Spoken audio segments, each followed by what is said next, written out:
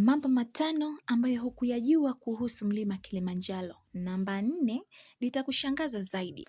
Jambo la kwanza, mlima Kilimanjaro ndio mlima mrefu zaidi barani Afrika, ukiwa na urefu wa mita 5895 kutoka usawa wa bahari.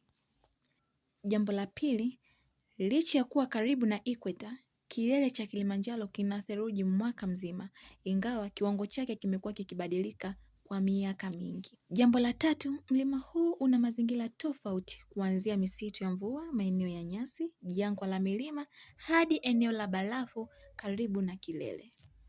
Jambo la nne, kila mwaka maelfu ya watalii kutoka duniani kote huja Tanzania kwa lengo la kupanda mlima Kilimanjaro na kufika kilele cha Uhuru Peak.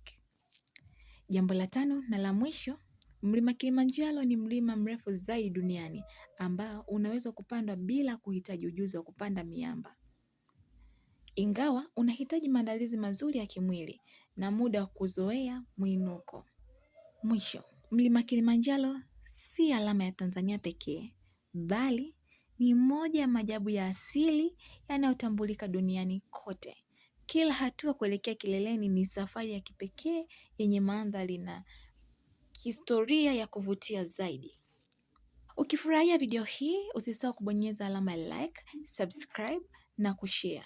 Na usisahau pia kuandika kwenye maoni ni jambo gani hukuwahi kulijua kuhusu mlima Kilimanjaro. Ulikuwa nani? Maria Senga wa Dayari TV.